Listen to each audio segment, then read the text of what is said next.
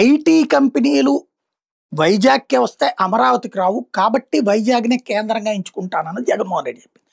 అట్లాగే అదానీలు, అంబానీలు, జిందాల్‌లు ఇట్లాగ అనేక కంపెనీలతో మాట్లాడింది జగన్మోహన్ రెడ్డి. వాళ్ళ ఇంటికి భోజనాలకొచ్చారు, వాళ్ళతో కూర్చున్నారు, మాట్లాడారు, ఆ పైన ఒప్పందాలు చేసుకున్నారు. అనేక ప్రాజెక్ట్స్‌కి సంబంధించి సీరియస్ ఎఫర్ట్ పెట్టుకుంటూ వచ్చారు. కానీ ఎంతసేపటికి బటన్ నొక్కడం గురించి ఉపన్యాసం ఇచ్చాడు తప్పించి, ఫర్ ఎగ్జాంపుల్ మెడికల్ కాలేజీలు, ఇన్ని మెడికల్ కాలేజీలు, 5 మెడికల్ కాలేజీలు అమల్లోకి వస్తే ప్రతి కాలేజీ దగ్గరికెళ్ళి వారం రోజులు ప్రచారం చేసుకోవాలి జగన్. చేసుకోలా. ఉద్దానం ఎంత ప్రచారం చేయాలి? ఏడాది ప్రచారం చేస్తారు తెలుగుదేశం చేస్తే. కానీ చేసుకోలేదు. అతని ప్రచారానికి కేవలం ఆ బటన్ నొక్కే కార్యక్రమం తప్ప మిగతాది ప్రచారానికి దూరం. అతనున్నప్పుడే అదేది తడ దగ్గర సెజ్జులో శ్రీ సిటీ సెజ్జులో బోలెడు కంపెనీలు వచ్చినాయి. కానీ ఏది ప్రచారం చేసుకోవాలి. ఇక్కడి నుంచి వర్చువల్ ఇనాగ్రేషన్ చేసేవాడు. అదే అతనికి శాపం. కొప్పర్తిది కానీ ఇట్లాంటి అతని హయాంలో ప్రారంభమైన వాటిట్లో ఓ 10% దానికి వెళ్ళి ఉంటాడు. ఎంతసేపటికి వర్చువల్ లేకపోతే ఇది. ఆ కాన్సెప్టే జగన్ దెబ్బతీసింది. ఇప్పుడు అధికారం దిగాక ఇప్పుడు ఆ లెక్కలు చెప్పుకుంటున్నారు. అందులో భాగంగా ఐటీ ఎగుమతులు అప్పట్లో ఎట్లుండేవి, తర్వాత రాజశేఖర రెడ్డి టైంలో ఎట్లుండేవి, కాంగ్రెస్ హయాంలో ఎట్లుండేవి, ఇప్పుడు ఏం జరుగుతుంది అన్నటువంటిది తను చెప్పుకొచ్చినటువంటి పాయింట్. ఇంతకుముందు నేను అన్నా చూసినారా, చంద్రబాబు నాయుడు గారి పరిపాలన ఎట్లుంటుందంటే ఎఫిషియన్సీ వీక్, వేరే వాళ్ళకు సంబంధించిన క్రెడిట్ చోరీ చేయడంలో మాత్రం పీక్ అని చెప్పిన. అది కొత్తగా ఇప్పుడేగా జరిగింది. ఇంతకుముందు కూడా ఇలాంటి చంద్రబాబు నాయుడు మనస్తత్వం ఏదంతా. హైదరాబాద్ విషయం చిన్న ఎగ్జాంపుల్ చెప్తా.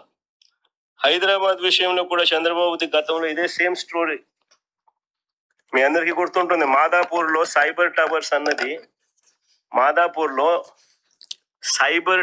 అన్నది 6 ఎకరాల స్థలంలో ఒక చిన్న ప్రాజెక్టు. దాని పేరు హైటెక్ సిటీ. చిన్న ఎగ్జాంపుల్ చెప్తున్నాను నేను. మాదాపూర్లో సైబర్ టవర్స్ అన్నది 6 ఎకరాల స్థలంలో ఒక చిన్న ప్రాజెక్టు. దాని పేరు హైటెక్ సిటీ. ఈ హైటెక్ సిటీకి కూడా పునాదిరాయి వేసింది ఎవరు? 6 ఎకరాలలో ఐటీ స్పేస్ కట్టడానికి జనార్దన్ రెడ్డి గారు. అది కూడా. కానీ చంద్రబాబు గారు దాన్ని ఎప్పుడు చెప్పడు. ఆ ఒక్క 6 ఎకరాలలో 1,40,800 SFT బిల్డింగ్, ఒకే ఒక బిల్డింగ్. ఆ 6 ఎకరాలలో ఆ 1,40,800 SFT బిల్డింగు,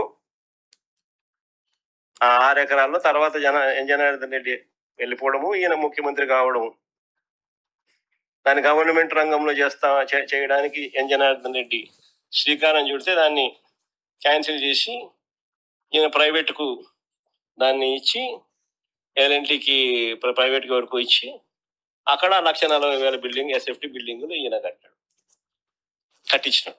వాళ్ళు కట్టినారు. దాన్ని ఇంకా ఏకంగా హైదరాబాద్ అంతా నేనే కట్టినట్టుగా దాని నుంచి ప్రొజెక్షన్. ఒక చిన్న బిల్డింగ్ 1,40,000 SFT, దాని పేరు హైటెక్ సిటీ, 6 ఎకరాల్లో కట్టిన బిల్డింగ్. దాంతో హైదరాబాద్ అంతా నేనే కట్టానని చెప్పి అక్కడ నుంచి ప్రొజెక్షన్. నిజం చెప్పాలంటే విషయం ఏమిటంటే 2004లో చంద్రబాబు నాయుడు ఓడిపోయినాడు. చాలా ఇంపార్టెంట్ విషయం. 2004లో చంద్రబాబు నాయుడు గారు ఓడిపోయిన తర్వాత హైదరాబాద్ అన్నది చంద్రబాబు చేతిలో లేదు. 2004, 2009 నాన్నగారు గెలిచారు.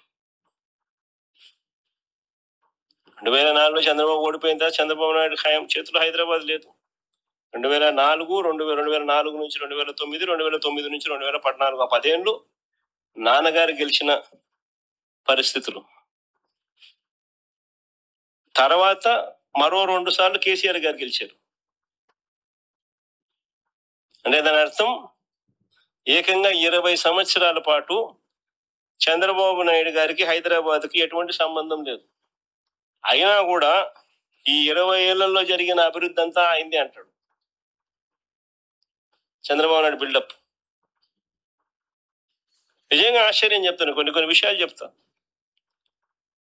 అయ్యా చంద్రబాబు గారు 6 ఎకరాలలో ఒక చిన్న బిల్డింగ్ 1,40,000 SFT బిల్డింగ్ కడితే అందులో మొదటి టర్మ్ లోనే ఎన్ని కంప్లీట్ అయినాయి? ఇవన్నీ దాంతో పాటుగా డీటెయిల్డ్ గా తను ఇక్కడ ఏమేమి ప్రాజెక్ట్స్ కి సంబంధించి చేసుకొచ్చారన్నటువంటి చెప్పుకుంటూ వచ్చారు.